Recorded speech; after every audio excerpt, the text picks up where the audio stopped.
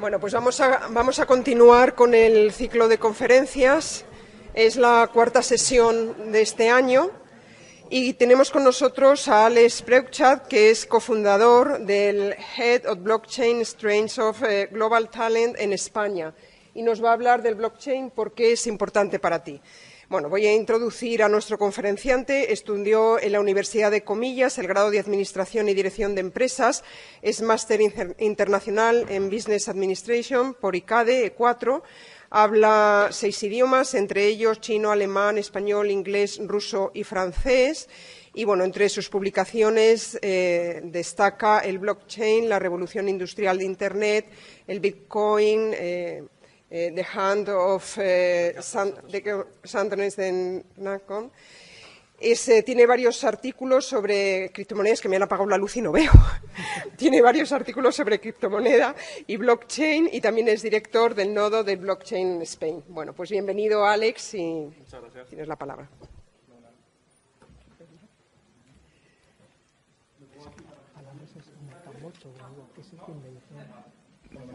¿Ahora? ¿Mejor? Fenomenal. Pues nada, vamos allá. Primero, darle las gracias a todos por estar aquí, también a vuestros equipos de debate, que lo han hecho fenomenal. Me ha gustado mucho escucharles y sobre todo con tanta presión de tiempo, porque me han dicho que cada semana iban preparando un tema diferente. Y yo siempre tengo que hablar de un tema único y no tengo que cambiar cada semana de tema, entonces es todo un reto. Y bueno, tenemos más o menos 30 minutos en los que voy a intentar transmitir porque el mundo de blockchain es importante para vosotros, y también pues tocar muchos de los temas de los que han tocado en el equipo de debate. También voy a soltar algunas de mis opiniones personales relacionadas tanto a favor como en contra de todo esto, y así vamos enganchando un poco, ¿vale? Vamos allá. Entonces, nosotros hablamos siempre del Internet de la información y del Internet del valor, un poco porque os tenéis que imaginar que hace un año más o menos, hasta hace un año, nadie se interesaba por esto de blockchain. Esto se ha puesto un poco de moda en los últimos 12 meses. Cuando digo un poco, no lo estoy describiendo bien. Es un super hype, hay una super moda alrededor de blockchain. Es muy difícil escaparte de este tema si no vives encerrado en tu casa y no lees medios de comunicación, pues te lo encuentras por todos lados y está en una supermoda.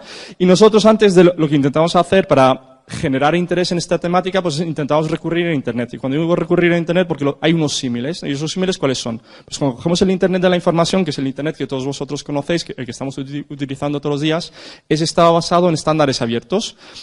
¿Por qué? Pues porque quería crear un sistema de comunicaciones para todo el mundo en el que la información no pudiera estar censurada, ¿no? Y eso es un poco este mundo, que es en el que puedes compartir vídeos, fotografías, textos, todo lo que tú quieras en todo el mundo, ¿no? De forma abierta. En el mundo del blockchain lo que tenemos es el Internet del valor, y en ese mundo puedes compartir valor de forma abierta, sin censura, en todo el mundo también, ¿no? Y esa era un poco la metáfora que intentamos transmitir, porque en ese mundo la gente pues se podía encontrar las empresas Google, Facebook y todas las otras grandes empresas que se han generado en Internet, y lo que sugerimos es que en ese nuevo mundo se van a poder crear estas mismas cosas, ¿no?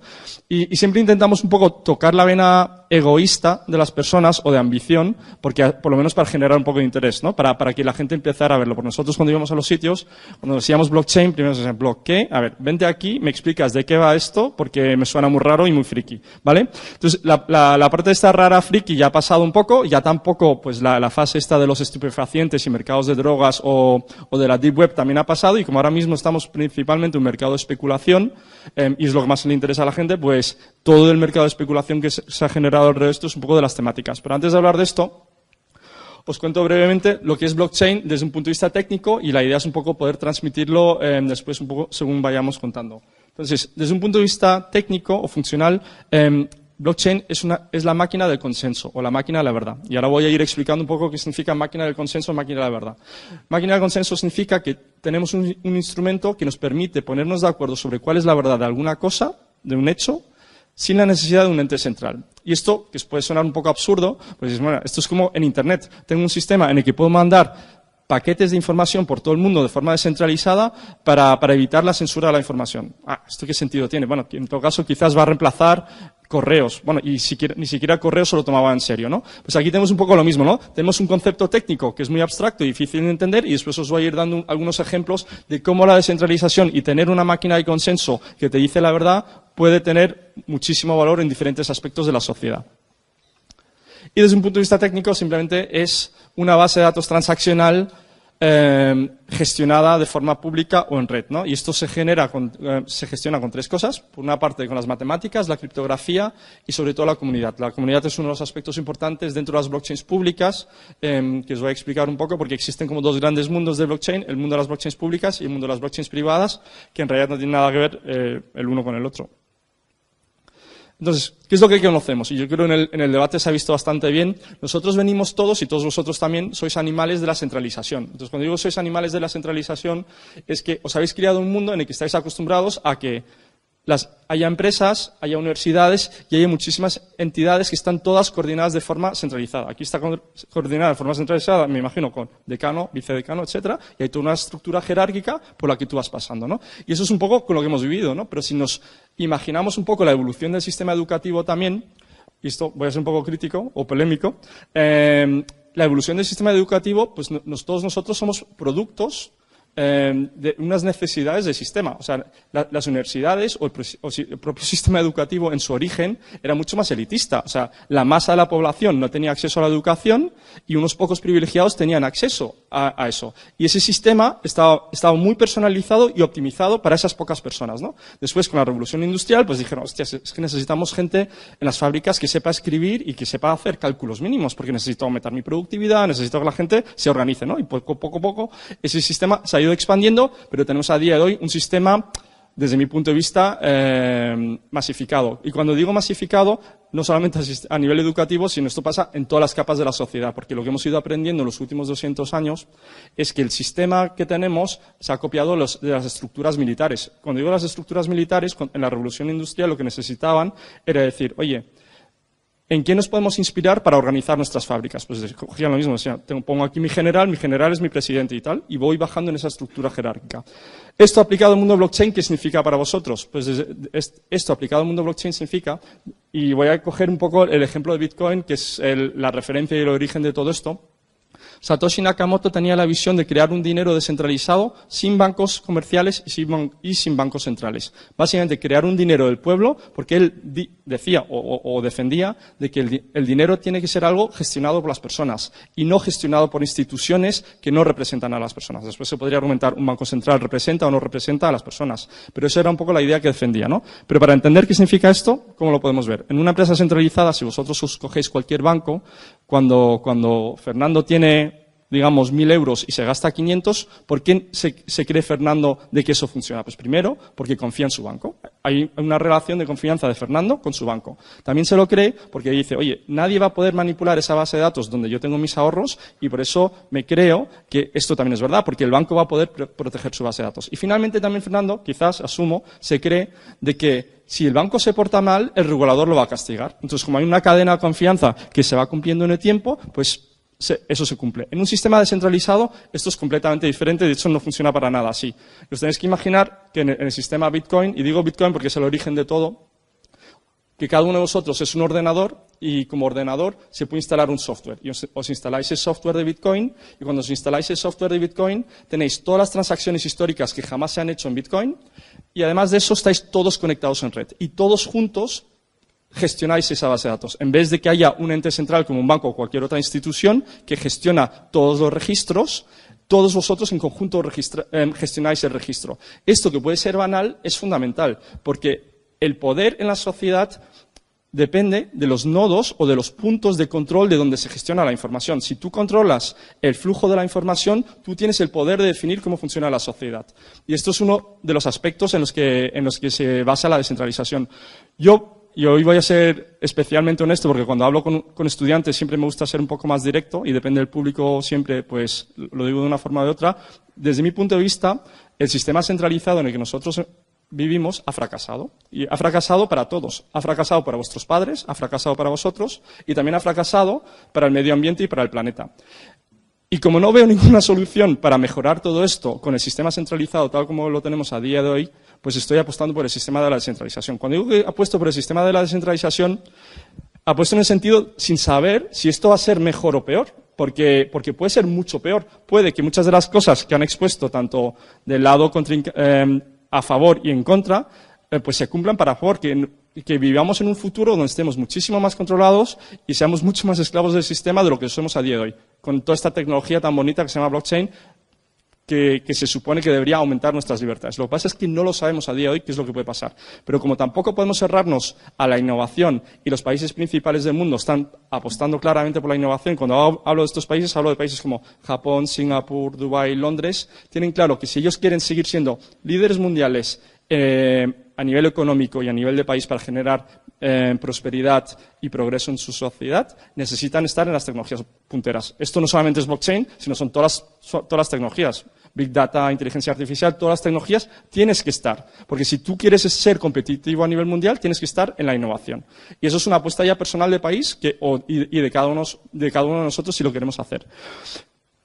Comentaros que dentro de Bitcoin, cuando hacemos esto de que nos convertimos en nodos, y estamos todos conectados en red, somos una red peer-to-peer. Me imagino que entre vosotros algunos habréis utilizado sistemas como BitTorrent, que básicamente os permiten compartir ficheros audiovisuales con personas en todo el mundo, pues ahí tenéis un protocolo que es el protocolo de BitTorrent, pero nadie controla ese sistema de forma centralizada. Aquí tenemos lo mismo, tenemos un sistema donde nadie controla la distribución de valor de forma centralizada, sino todos vosotros como ordenadores conectados en red lo controláis. Y los pioneros un poco a los que les ha llamado la atención todo esto es el sector financiero. Y el sector financiero, ¿por qué le ha llamado la atención? Pues porque desde la crisis económica del 2008 pues tienen muchísima presión, porque en parte se les ha culpado, en parte con razón y parte con no razón también, sobre las consecuencias de la crisis económica que hemos sufrido todos. En España lo hemos sufrido especialmente, pero también tienen todo el sector de las fintech, que son todas las empresas que intentan comerse su cadena de valor. También tienen a todos los GAFA, los Google, Facebook, etcétera, que también se quieren comer su cadena de valor. Y aparte son un sector donde los bancos más inteligentes son conscientes de que los bancos del futuro ya no van a existir como bancos, que se tienen que reinventar completamente. O sea, lo que nosotros llamamos banco a día de hoy, dentro de 10 años o 15, no sabemos cuándo, pues será otra cosa, pero se tendrá que reinventar. Esto ha pasado muchas veces en la historia de la humanidad, pero ellos no saben todavía cómo lo van a hacer. Y dentro de todo esto, pues han cogido también esta tecnología, se llama blockchain, y han dicho, oye, esta idea de Satoshi Nakamoto de intentar descentralizar el negocio de la banca y a los bancos centrales, a mí en realidad no me gusta tanto esa idea. Pero lo que sí me gusta mucho es la idea de descentralizar a mis intermediarios. O sea, si yo tengo muchísimos intermediarios que presionan mis márgenes y yo tengo presión desde mi consejo de administración para mejorar mis márgenes. Si yo consigo desintermediar a mis intermediarios y puedo emitir productos financieros eliminando un 70% de los costes, porque principalmente son costes administrativos y de regulación, y creo nuevas tecnologías en las que yo permita a las personas intercambiar valor entre ellos, pues esto a mí me puede suponer muchísimo valor. Y ahí están pensando descentralizar cámaras de compensación y liquidación, descentralizar las bolsas de valores o también realizar pagos internacionales sin bancos corresponsales donde los pagos puedan ser inmediatos y en tiempo real. Y esto es un poco el sector pionero, pero lo que es divertido, cuando hablas con las empresas del IBEX, también te dicen, oye, pues a mí en realidad esto de la descentralización me gusta bastante también, pero a mí a quien me gustaría descentralizar es a los bancos, porque los bancos me cobran muchísimas comisiones, tienen un oligopolio y no me gusta esta situación, me quiero deshacer de esta gente. Entonces, te encuentras en una situación muy divertida dentro de lo que es toda la cuarta revolución industrial de las nuevas tecnologías, donde todo el mundo quiere desintermediar al otro, ¿no? Entonces, todo esto, ¿por qué pasa? Pues porque hasta ahora estamos en una situación donde como el terreno está un poco repartido, estos telecomunicaciones, estos bancas, estos seguros, y cada uno tenía su territorio. Y todo el mundo se podía comportar como un señor o una señora, pues porque estaba en una situación cómoda. Cuando la situación deja de ser cómoda porque tu negocio de futuro ya no está tan claro si vas a sobrevivir y tienes que competir con todos, pues todo el mundo coge un poco sus activos y dice, oye, ¿cómo puedo reinventarme en ese futuro para posicionarme y sobrevivir como empresa? Porque al final todas las empresas intentan sobrevivir también, ¿no? Y tenemos un montón de ejemplos más. O sea, a lo largo del año 2017 habréis visto un fenómeno que se llama las ICOs, que se ha vuelto un mercado gigantescamente especulativo, donde sacan todo tipo de proyectos, donde todo lo que existe a nivel centralizado a día de hoy se intenta hacer a través de sistemas descentralizados. Que la mayoría de estos proyectos en realidad no tienen ningún sentido, pero como están dentro de una burbuja especulativa, pues se está inflando. Pero bueno, algunos ejemplos que tienen sentido es, en el sector público se están planteando, oye, si tuviéramos un sistema del registro de la propiedad descentralizado en vez de centralizado, pues en países como Suecia se lo están pensando. Dicen, no tenemos ningún problema de corrupción ni de falta de confianza, pero si yo puedo probar matemáticamente y de forma inmutable de que el registro de la propiedad es no manipulable, pues eso va a generar muchísima más confianza en mi población y en todos los usuarios de mi sistema que en un sistema en el que yo pueda manipularlo. Esto es un país como Suecia, pero también tienes países no digo, cualquier país que tenga menos recursos, donde tengas el dictador de turno, donde todo esto sí realmente es un problema, porque el registro de la propiedad, según el dictador de turno que tengas, puede colocar a su amigo como propietario de tu propiedad, ¿no? Aparte de utilizar la fuerza si lo quiere. Y hay un montón de ejemplos de cosas que se pueden hacer, pero os cuento un poco este esquema que para mí describe un poco dónde está el valor real potencial de todo esto, ¿no? Esto lo crea un dominicano que trabaja para un fondo de capital riesgo muy importante de Estados Unidos que se llama Union Square Ventures. ¿Y qué es lo que propone? Básicamente propone que en la capa inferior tienes la infraestructura pública, que es la infraestructura pública de confianza, que te permite crear protocolos y negocios descentralizados encima de esto, ¿no? Entonces, esa es la primera capa y encima, ya voy directamente a la capa de protocolos, se han intentado crear todo tipo de inventos para descentralizar la economía. Aquí tenéis algunos ejemplos. Augur, por ejemplo, es un mercado de predicciones, o lo podéis mirar también como un mercado de gambling, donde básicamente de forma descentralizada puedes hacer apuestas con contratos inteligentes que se ejecutan automáticamente sin tener que pasar por un ente central. Filecoin, que lo veis ahí con un pequeño logo, pero Filecoin ha levantado 260 millones de dólares para financiar su proyecto. Un proyecto que solamente existe en un paper de 30 páginas y con un grupo de técnicos muy potentes, con mucho talento, pero han levantado 260 millones. Startups que levanten 260 millones en proyectos de este tipo es muy difícil. O sea, no en este tipo de proyectos, en cualquier proyecto que no sea de criptomonedas es muy difícil. ¿Y esto por qué es posible? Pues un poco en los equipos de debate lo comentaban, ¿no? Bitcoin, pues en los años primeros, pues estaba ahí rondando entre $1 a $10, dio un primer subidón hasta los $30 y ese primer gran subidón que dio a los $30 fue porque salió un artículo en Estados Unidos, en una revista que se llama Gawker, en el que escribían cómo podías comprar estupefacientes en la Deep Web, que también lo comentaban hoy, ¿no? Y como esos jóvenes adolescentes americanos les gustaba esa idea de poder comprar drogas online, pues el Bitcoin pegó un subidón porque muchísimos de estos compraron este tipo de criptomonedas, ¿no? Y ahí ya se quedó un poco colgada esa lacra de esa imagen de Bitcoin como instrumento para hacer cosas ilegales, aunque en su origen Satoshi Nakamoto lo había creado como un dinero del pueblo para que fuera utilizado por las personas de forma descentralizada, ¿no?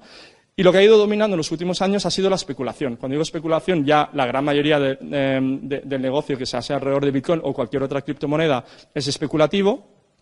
Y esa especulación ha hecho que Bitcoin haya pasado de esos $30 a $1.200 a finales del año 2013, de ahí bajó a 200 y de 200 fue a 20.000 a finales de diciembre y ahora mismo está en $9.000, ¿no? Una volatilidad brutal, pero una volatilidad brutal porque a día de hoy la demanda principal de todo esto es especulativa, porque hay unas expectativas de futuro que esta economía realmente pueda generar mucho valor, pero muchísimas personas que se meten en esto sin entender realmente dónde se están metiendo, lo único que han visto, hostias, esto sube mucho, pues igual que en las preferentes o cualquier otro activo antes que podían vender en el mercado, pues dicen, oye, pues lo compro porque va a subir. ¿Cuál es la preocupación del regulador? Que yo entiendo es, oye, el problema es que cuando las cosas suben, la gente no se queja. Pero después cuando bajan, dicen, es que yo no sabía que esto podía bajar. Yo pensaba que esto iba a subir continuamente. Y con toda razón el regulador se quiere proteger y anuncia en el mercado y dice, oye, inversor, lo que tú estás haciendo es tu problema, es tu riesgo, yo no lo voy a regular. Yo creo en Europa lo están haciendo bastante bien, porque no han sobreregulado sobre todo lo que es la tecnología. Sí que han dejado claramente cuál es la posición fiscal y otros aspectos. Bueno, no claro, pero bueno, intentan dejarlo más o menos claro, pero sí que quieren dejar un espacio, igual que otros países avanzados, de tenemos que experimentar con esta tecnología. Y esto cuando lo digo, os lo tenéis que imaginar como bueno, vosotros no sé si lo habéis podido vivir en directo, pero vuestros profesores sí. En los años 90 hablaban de Internet y cuando hablaban de Internet hay vídeos en los que podéis ver, oye, no, claro, esto de Internet solo son cosas malas, pornografía, no sé qué, es que todo lo que sale de ahí es malo. Y es verdad, hay cosas malas, obviamente, pero también hay cosas buenas y todas las cosas buenas las podemos vivir a día de hoy. Entonces tenemos que ir experimentando un poco las tecnologías de cómo funcionan las cosas y ver un poco cómo se pueden controlar los aspectos negativos y también cómo se pueden potenciar los aspectos positivos de la tecnología. Os doy un ejemplo porque esto siempre llama un poco la atención. Uno de mis amigos, tengo muchos amigos que son traders o inversores en criptomonedas, y os lo digo un poco para daros una sensación de la dimensión de lo que estamos hablando, ¿no? En el caso de Ethereum, cuando hicieron su ICO, él entró y estaba bloqueado ese dinero durante un año en esos Ethers y metió $30.000. Al año lo vendió por un por 7, que está bastante bien, pero si lo hubiera vendido en junio del año pasado habría ganado 70 millones de dólares y si lo hubiera vendido hace 2 meses habría ganado 300 millones de dólares con esos $30.000 iniciales. Y esto os lo digo no para animaros a especular, que no es la idea, esto os lo digo sobre todo para daros una idea de lo que ha pasado. O sea, que con muy poco dinero, muchos de estos fanáticos han hecho muchísimo dinero. Cuando digo fanáticos, os tenéis que imaginar, porque esto sí, realmente, si no tienes cultura financiera o nunca has hecho inversiones, es difícil de imaginarte, pero si tú tienes un activo que vale 1, después 10, 50, 100, 500, 1000 y sigues sin vender, pues te tienes que creer muchísimo la historia esta para que siga sin vender. Imaginaros a alguien que tiene bitcoins desde que valen 100 y ha subido a 20.000 y ha seguido sin vender, ¿no? Así hay bastante gente. ¿Y por qué existe esta gente? Porque básicamente ellos creen que el sistema centralizado, tal como lo conocemos a día de hoy, no funciona, que es dañino para la sociedad y que hay que utilizar sistemas descentralizados. Solamente, esa es mi explicación, cuando eres tan fanático lo consigues hacer. Este grupo es muy reducido porque hay un grupo gigantesco, que es la mayoría, el 90%, que son especuladores. Y esos especuladores se van acercando a este mercado porque piensan que van a ganar dinero. ¿Qué es lo que pasa muchas veces? Según se va inflando y desinflando el precio, llega la gente por especulación, según se van metiendo y ganando dinero, perdiendo dinero, les interesa la tecnología y va creciendo cada vez más. Porque cuanta más gente se mete, más gente se queda enganchada en la tecnología. Después de cada crash de precio, decrece la comunidad y después de cada subida de precio, aumenta. Entonces, lo que ha pasado en el año 2016 es que ha hecho así. Ha pegado un estirón brutal y también en algún momento bajará. No sé cuándo, porque no tengo una bola de cristal, pero sí que pasa eso. Contaros que hay 2 mundos. Tienes el mundo de las blockchains públicas, que son básicamente las personas que quieren crear una economía descentralizada. ¿Y estos quiénes son? Pues son las personas que pueden ser como vosotros, o personas que trabajan en multinacionales, que trabajan de 9 a 6 todos los días en su trabajo, odian su trabajo, y cuando llegan por la noche a casa, se meten a hackear o a trabajar en proyectos de código abierto. ¿Por qué lo hacen? Porque dicen simplemente porque me gusta. Y ese es un poco el perfil de persona. Ahora lo que os tenéis que imaginar es que ese tipo de personas hasta ahora no tenían recursos, pero ahora tienes un montón de frikis con un montón de pasta. Entonces, este montón de frikis con un montón de pasta lo que están haciendo es intentar crear la economía descentralizada. Todo lo que estamos describiendo ahí, ellos lo están intentando hacer. ¿Por qué lo pueden hacer? Porque de repente tienes un tío que vivía de 1.000 euros cada mes y ya está, y vivía bien, y de repente tiene 10, 20, 30, 50 millones, y pues mira, con 10, 20, 30, 50 millones hago lo que me apetece, y lo que me apetece es crear la economía descentralizada. Ese es un aspecto, pero el origen de su dinero viene de haber sido un fundamentalista de esto, y con el objetivo de centralizar la economía. Y hay como a nivel de vocabulario para que lo veáis, existe el mundo de las blockchains públicas, que son las sin permiso. Cuando digo sin permiso, es que todos los que estáis aquí, da igual que estéis en España, en Suecia, en Bolivia, Corea del Norte, donde estéis, mientras tengáis acceso a Internet, podéis entrar a ese mundo.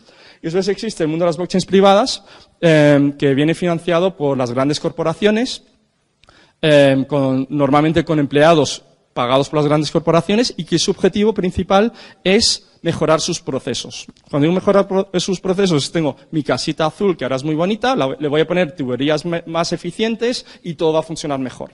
Y lo digo todo esto porque esto es fundamental entenderlo, porque el objetivo de los de la derecha es eliminar a los de, según como lo estáis viendo, el de las blockchains públicas es eliminar a los que operan las empresas o lo que es el establishment, y el objetivo del establishment es mejorar sus operaciones, no es eliminar a nadie. Ellos quieren que todo se quede igual y ya está. Y en todo caso ganar más dinero con todo lo que es igual. Entonces las ambiciones son totalmente diferentes, tanto por personas, como por dinero, como por objetivos.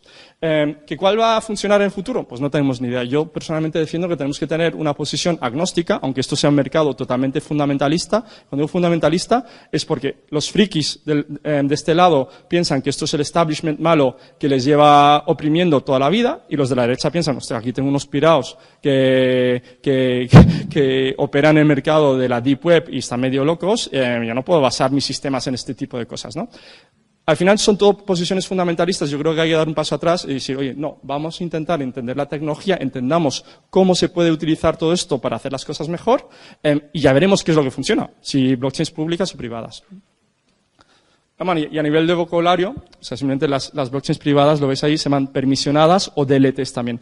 Las privadas, que no lo he comentado, en las públicas podéis participar todos, en las privadas lo que se hace es, básicamente digo, todo este lado no podéis participar en mi blockchain, todos los que estáis aquí podéis estar en mi blockchain, y todos los que estáis en las 3 primeras filas vais a ser nodos validadores y todos los otros nodos observadores. Y básicamente los nodos, que son los ordenadores que participan en la red, están identificados. En una red pública no están identificados, solamente se ve la IP. Estos son un poco las blockchains que existen, blockchains públicas, blockchains privadas, pero también existen las híbridas, y os lo doy aquí en modo de repaso. Las primeras son las blockchains públicas, que básicamente el acceso a la blockchain es público para todo, da igual donde estés, puedes acceder, y lo que es la minería, sin entrar en los detalles de lo que significa minería, es público también. Todo el mundo puede participar y ser minero. Después, en los detalles, si habláramos de los detalles, veríamos que esto se ha ido industrializando y ya no es tan fácil, ¿no?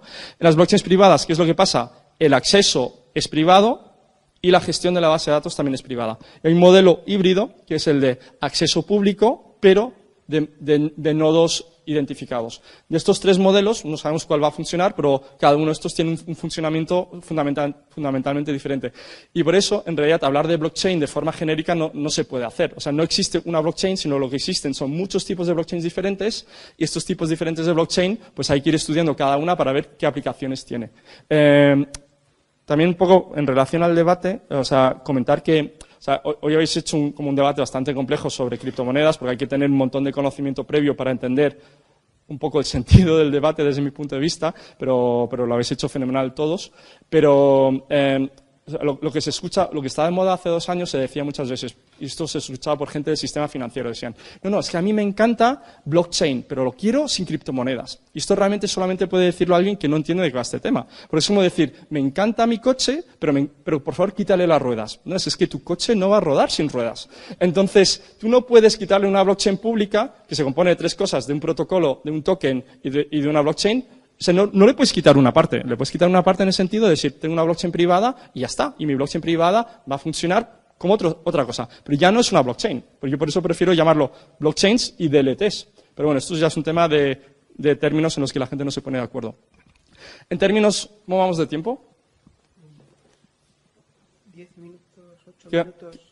¿Nos quedan? Sí. Vale, perfecto, nos da tiempo perfectamente.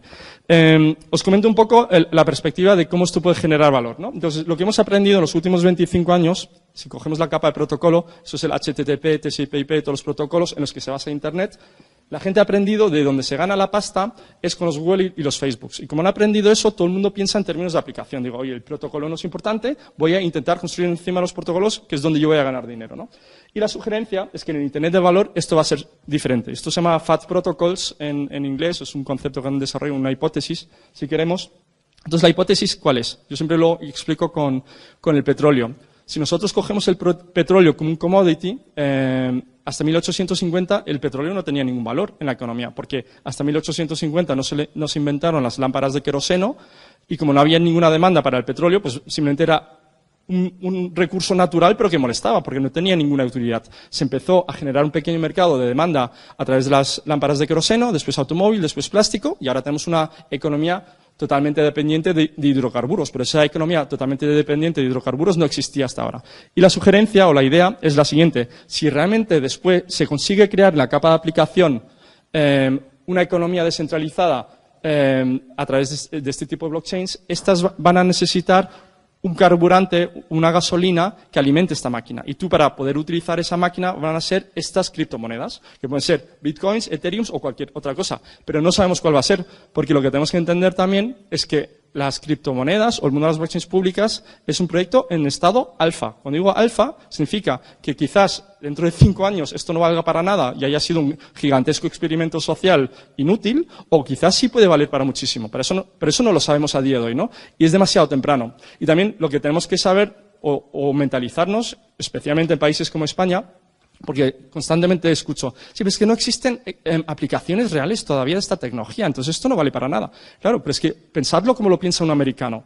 Un americano piensa, hostias, esto me encanta, no existen estas aplicaciones todavía, las voy a inventar yo y voy a conquistar el mundo con mis soluciones. Aquí en España pensamos, hostias, si no lo han hecho los americanos todavía, por favor, entonces no lo puedo hacer yo. Entonces yo a lo que os animo es de, sin complejos, pero sin ser arrogantes también, ¿no? Desde España lo podemos hacer todo también. Tenemos el talento, tenemos el capital. Desde luego, todos vosotros seguro tenéis toda la capacidad del mundo. La cuestión fundamental es hacer un cambio de chip mental. Y hacer ese cambio de chip mental, ayer me tocaba hablar en la Universidad Politécnica, y yo les decía, mira, el mundo es gigantesco. Nosotros somos solo 48 millones. De los 7.000 millones que hay, no os creáis de que no hay oportunidades. El mundo está lleno de oportunidades. Vuestra generación, desde mi punto de vista, cuando hablo con algunos de vuestra edad, habéis sido una generación castigada un poco. Todo el día hablando de la puta crisis. Dejadme ya de crisis. O sea, no, tenéis toda la vida por delante y hay un montón de oportunidades. El mundo está lleno de oportunidades. España no es un entorno que fomente un poco la esperanza o la ilusión, porque lo estaréis pensando, no, yo cuando salga, en el mejor de los casos, soy becario. No, pero iros al resto del mundo. El mundo es gigantesco y hay un montón de oportunidades. Y si no las encontráis aquí, pues donde sea. Pero para eso hay que juntarse con las personas correctas. Cuando digo personas correctas, porque el que marca tu pensamiento es tu entorno. Esos son vuestros padres, no sé qué, Dios mío, hijo mío, no, o hija, no quiero que te vayas de aquí, no sé qué. Todo esto está fenomenal. Pero tenéis un futuro brillante por delante, aprovecharlo, porque el futuro realmente es muy prometedor, pero depende de dónde te sientes y cómo lo quieras focalizar y cómo lo quieras trabajar. Y yo creo que el mundo de las criptomonedas ofrece una ventana para esto. Cuando digo que ofrece una ventana, ayer lo comentaba y esto lo digo más un poco a título un poco para ilusionaros o animaros, ¿no? Porque no significa que esto vaya siendo así. Ayer decía, oye, pues es que hay programadores dentro del entorno de Ethereum que ganan 150.000, 200.000 dólares, que tienen 25 años, 27 años y tienen 2 años de experiencia, porque mucha más experiencia no puedes tener, porque esto es tan joven, pero hay tanta demanda para estos programadores que hay empresas como Consensys que contratan a esta gente viviendo en Madrid, en Canarias, y te digo los sitios que yo conozco y otros sitios más en España, porque es talento altamente competitivo en todo el mundo que están demandando y te dejan trabajar desde tu casita tranquilamente, que tu madre y tu padre te puedan seguir teniendo cerca, pero que ganes 150.000 euros brutos al año, ¿no? Pues a mí eso me parece atractivo. ¿Pero qué es lo que hay que hacer? Pues hay que ir dándole al coco y salirse de las normas del sistema, porque si seguís pensando en términos de normas del sistema y queréis convertiros en funcionarios de una multinacional o de la administración pública, pues yo creo que hay un camino muy marcado. No sé si lo habréis visto en el debate de pensiones, pero vivimos en un sistema muy difícilmente sostenible tal como está. Y los que vais a tener que soportar a los viejos del futuro como yo, sois vosotros. Entonces, como vais a tener que pagar todo este sistema para mí, pues hoy más me vale a mí que os pongáis las pilas y que trabajéis mucho. Comentaros que las empresas, como son cortoplacistas, pues les encanta hablar de productos blockchain, ¿no? Producto blockchain, nuevos modelos de negocio, pero bueno, básicamente porque son igual de especuladores que todos los otros especuladores de las criptomonedas. Quieren pegar el pelotazo y dentro de la cultura del pelotazo se han olvidado de que para poder pegar el pelotazo primero necesitas conocimiento. O sea, conocimiento en el sentido de qué estoy hablando y cómo funciona esta tecnología. Y como esto es muy nuevo y la mayoría de la gente sigue pensando en los mismos modelos mentales, pues es bastante difícil. Y con esto también deciros, vosotros ya estáis muy contaminados, pero os animo a descontaminaros. Para entender esto bien, realmente hay que intentar olvidarse de todo lo que sabéis, pero da igual la edad que tengáis, y empezar con una hoja en blanco y decir, oye, si puedo reinventarme el mundo, ¿cómo podría reinventármelo con estas nuevas tecnologías? Y digo blockchain como cualquier otra tecnología. Finalmente, os recomiendo estos libros, y estos libros no tienen nada que ver con blockchain, pero hablan de descentralización. Como os comenté al principio, desde mi punto de vista, el sistema centralizado es un gran fracaso. Yo tengo 2 hijos pequeños, vosotros vais a ser sus futuros líderes, jefes o lo que vayáis a ser en el futuro. Y quiero que seáis lo más potentes posibles, porque quiero que mis hijos trabajen con gente más o menos correcta y trabajadora. Y yo creo que la descentralización ofrece un camino alternativo de cómo podríamos gestionar las relaciones humanas en el mundo. Nosotros estamos acostumbrados a pensar en un modelo y como nuestras vidas son muy cortitas, pues nos cuesta muchísimo a los humanos ver los cambios. Lo que pasa es que la tecnología se está acelerando cada vez más. Y estos libros lo explican bastante bien. El primero es el más sencillo de leer, el segundo da una visión de cómo las tecnologías van fluctuando entre descentralización y centralización, y finalmente el último es el más bonito para mí porque básicamente explica de cómo se había creado Visa, que es una empresa del establishment, pero que la había creado un señor que se llama Dee Hock y se había basado en los principios de la biología para estructurar esa empresa, que es como un consorcio, y desde mi punto de vista es una magnífica historia de cómo las entidades descentralizadas pueden generar valor potencialmente en el futuro para la sociedad. Pero como los humanos cambiamos muy lentamente, pues hay que empezar por vosotros y os animo a profundizar en ese tema. El año pasado publicamos este libro que se llama Blockchain, la revolución industrial de Internet, que fue un libro de frikis que nosotros montamos porque pensamos, hostias, tenemos que crear una herramienta para generar interés en blockchain y después se nos explotó en la cara la burbuja de blockchain y este se ha convertido como en el libro de referencia de blockchain en el mundo de habla hispana, ya va por la 6ª edición. Y aparte tenemos un movimiento social que se llama Blockchain España, donde todo lo que os he contado ahora en 30 minutos lo estamos intentando fomentar para hacer de España un sitio importante en el ecosistema blockchain global, donde damos formaciones, charlas y todo tipo de cosas. También creo que haremos debates de este tipo porque me ha gustado bastante el formato. Porque pensamos que tenemos talento y capital para competir a nivel global. Pero lo que hay que hacer es un cambio de chip mental y no quedarnos ni arrogantes, pero tampoco como con complejos, porque es lo que pasa muchísimo en España. No, es que nosotros aquí en España... No, aquí en España no pasa nada. Aquí vosotros sois fantásticos, tenéis toda la capacidad del mundo, lo único que tenéis que hacer es decir... cojo la bandera y me voy corriendo a cumplir los sueños de mi vida. Y os animo a cumplir los sueños de vuestra vida. Y no es importante si tenéis éxito comercial o económico o no, sino lo importante es que viváis vuestra vida plenamente y que lo disfrutéis al máximo posible. Y yo os animo a hacer eso. Muchas gracias.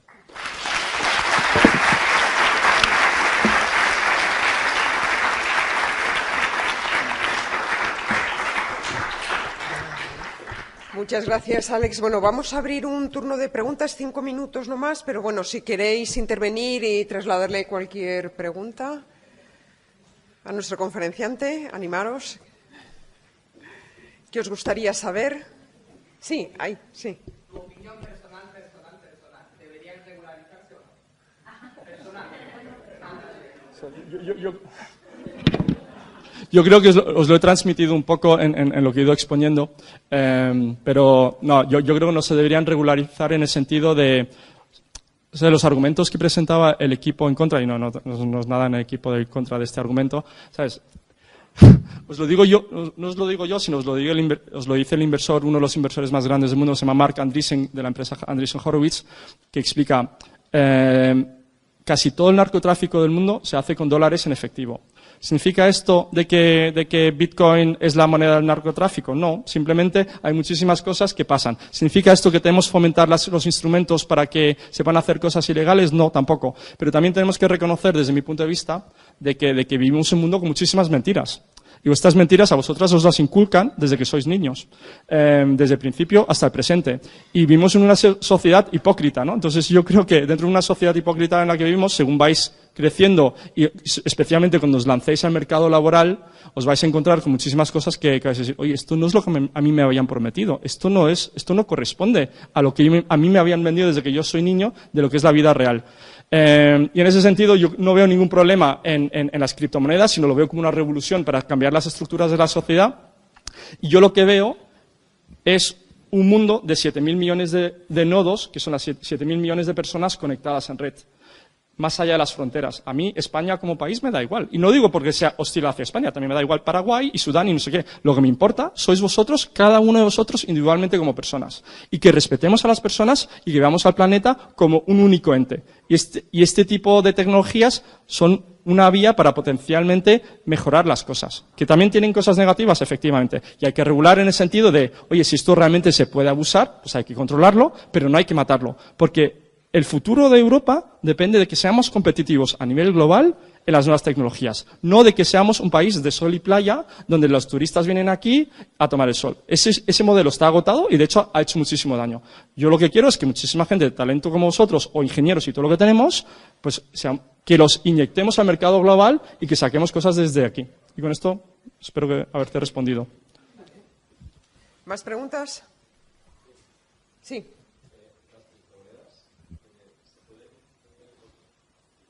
¿Vender en corto?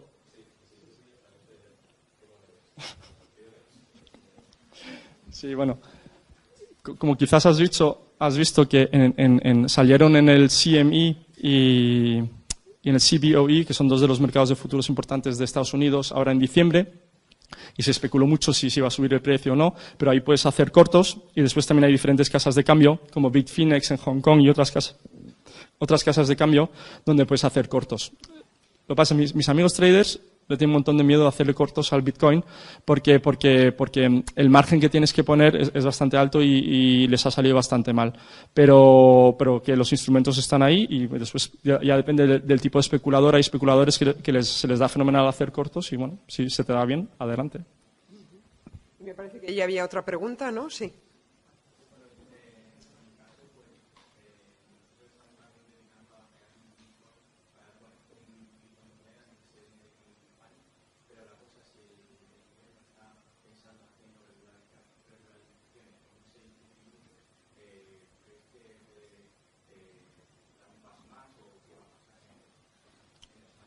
Sí, yo creo que vosotros lo habéis expuesto bastante bien antes. O sea, el camino claramente va en dirección a la regularización, pero sobre todo porque los gobiernos tienen miedo. O sea, porque el gobierno es como todos nosotros. O sea, cambio, mal asunto, porque a mí me gusta estar cómodo y que las cosas no cambien.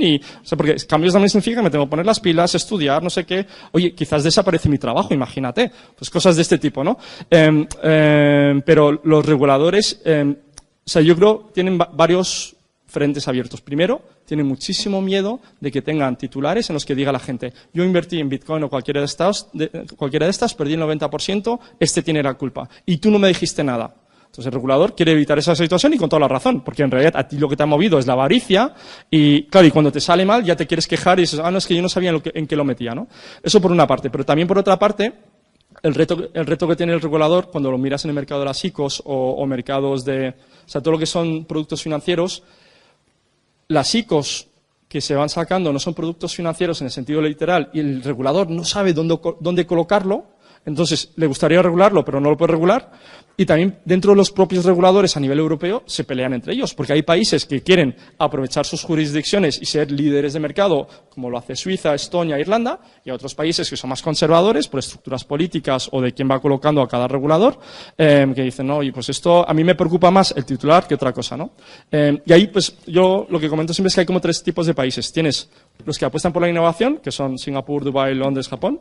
Tienes países como España, que están un poco reticentes, pero también un poco por cultura del país. Aquí no es que seamos concretamente a día de hoy, pero yo os animo a serlo, amantes de la innovación. Y después tienes los peores, que son los que intentan, el establishment es tan fuerte que intentan cerrar cualquier puerta a la innovación para que ese establishment pueda mantenerse, ¿no? Lo que pasa al final, y ese es nuestro reto también, es que si no lo hacemos nosotros, nos lo van a importar. Entonces yo prefiero que lo hagamos nosotros y que consigamos crear empresas y proyectos interesantes desde España, que en vez de que nos los importen los alemanes o americanos. Y eso es un poco la situación. Bueno, iba a decir que quedaba tiempo para una, porque tenemos que dar la entrega ya de premios, pero bueno, a ver... Te respondo más rápido, ¿vale? Venga, ya pues hago más rápido, respuestas más cortas. Venga, no quiero quitar la palabra a nadie. Los dos que estáis ahí, y luego, si es breve... Repite.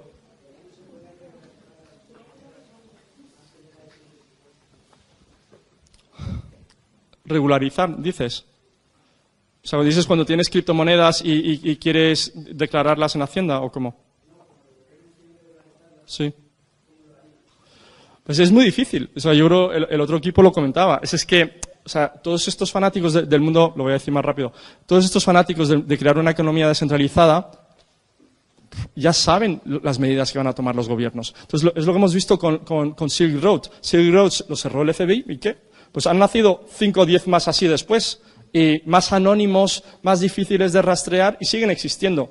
O sea, yo creo que la regulación es muy difícil de aplicar en la tecnología. Esto no solamente aplica a blockchain o las criptomonedas, sino a todas las tecnologías. El regulador siempre va por detrás, por definición. Y cuando estamos hablando de una tecnología que es totalmente nueva, incipiente, que ni siquiera sabemos qué va a pasar, pues se va a quedar atrás. Intentarán hacer lo que puedan, interviniendo en las casas de cambio, intentando sacar normas, intentando meter miedo, este tipo de cosas, pero si realmente el potencial de la tecnología se cumple, da igual. Y sobre todo, si tú tienes jurisdicciones en todo el mundo compitiendo entre ellas, las más dinámicas, las más inteligentes que atraigan el talento y el capital son las que van a ganar, no las que intenten cerrar las puertas al campo.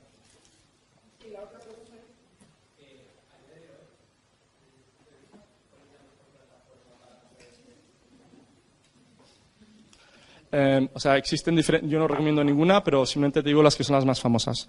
Coinbase.com, Bitstamp.net, que está en Europa, Kraken.com, esas son algunas de las más famosas, más sencillas, y después existen, que estas todas son dinero fiat con criptomoneda, y después tienes otras especializadas solamente en criptomonedas como Binance, Poloniex y Bittrex, que son las otras famosas. Interesante que Poloniex lo acaba de comprar Circle, que Circle, uno de los principales accionistas de Circle es Goldman Sachs. Y es lo que están viendo es que ellos quieren crear un mercado global de tokens, token securities o de tokens, productos financieros aprobados por el regulador americano, y como tienen los contactos con el regulador, seguramente lo van a poder hacer. Y acaban de comprar Poloniex por, creo, $400 millones.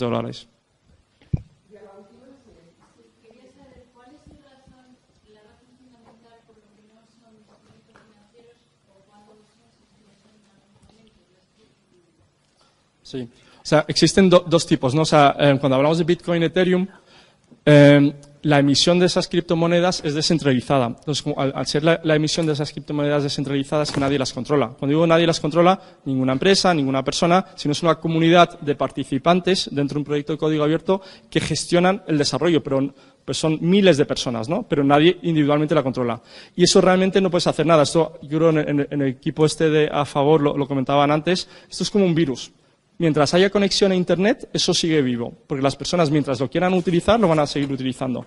Y eso no lo puedes regular, aunque lo quieras regular de forma indirecta, ¿no? Y después existe otro modelo, que es el de token, que es básicamente construir sobre plataformas como Ethereum, tokens que están emitidos de forma centralizada que dan una funcionalidad.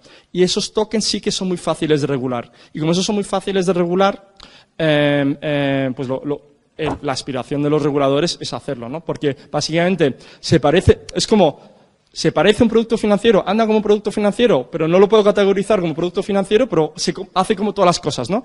Y dentro del mundo de las criptomonedas se intentan autoengañar un poco, desde mi punto de vista, en el que ellos diferencian entre utility tokens, que es para intentar escaparse de la regulación, y los security tokens. Pero bueno, yo creo que al final la gran mayoría de los tokens que existen son todos security tokens, porque todos cotizan en algún mercado secundario y se revalorizan. Y la razón por la que se sacan al mercado es porque se pueden revalorizar. Pero bueno, hay toda una gigantesca discusión alrededor de esto entre los frikis y los reguladores que no se ponen de acuerdo. Pues muchísimas gracias. Un nuevo aplauso para...